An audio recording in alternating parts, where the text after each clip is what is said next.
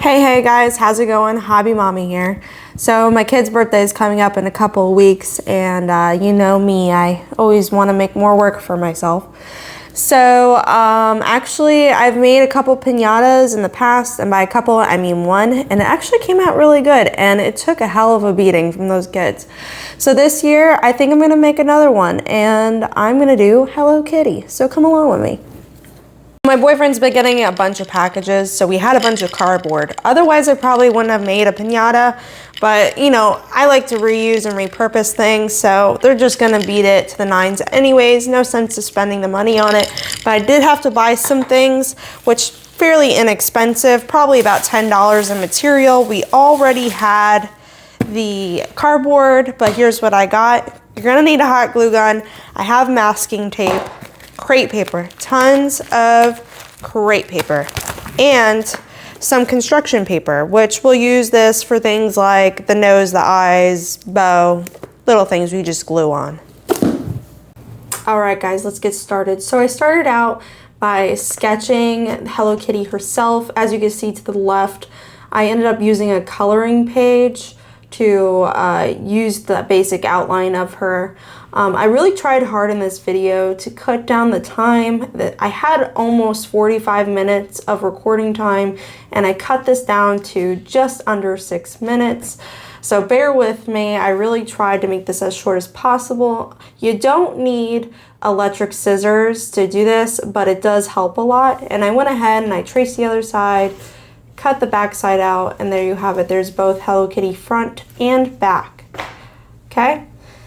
So for this next part, I measured out about 3 inches on the most continuous part of the cardboard, and I went ahead and I cut those little flaps off, and then I cut the 3-inch margin. This is going to be our side piece, and I didn't really know how much I needed. I just went ahead and estimated. It's fine if you don't have like one continual piece of cardboard, but it does make it a lot easier because putting the side on really tends to be the most challenging part.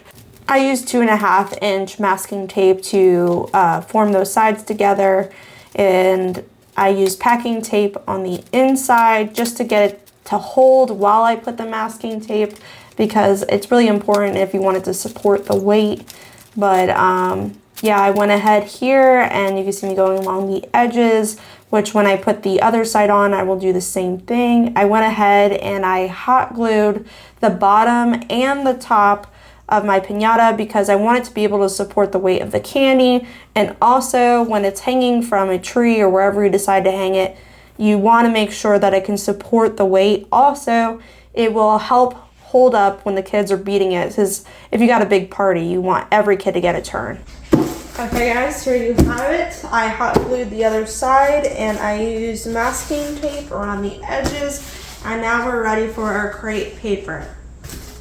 To kind of speed up the process here, I went ahead and I made cuts along the edges of my crepe paper. It doesn't come out perfect, but that's okay. It's just here to speed time up a little bit. If you can't do it, usually what I would do is take a section of it, fold it together, and cut along the edge. I go about halfway to a quarter of the way up. I do recommend using a Elmer's glue stick, which you'll find out halfway through. I figure out that this glue stick is no good.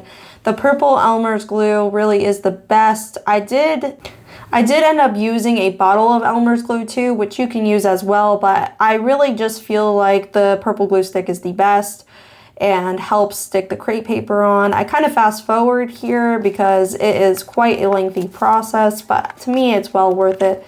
Your kid will have a one-of-a-kind piñata that they will remember.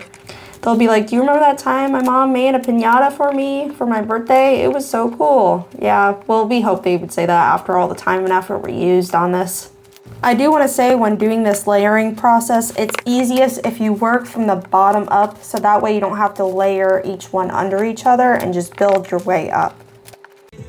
Okay, this is me after a couple of hours. As you can see, I got my Hello Kitty on one side, but we got to do the other, which I'm not going to make you guys sit through all that, but yes, we're listening to Forrest Frank as usual.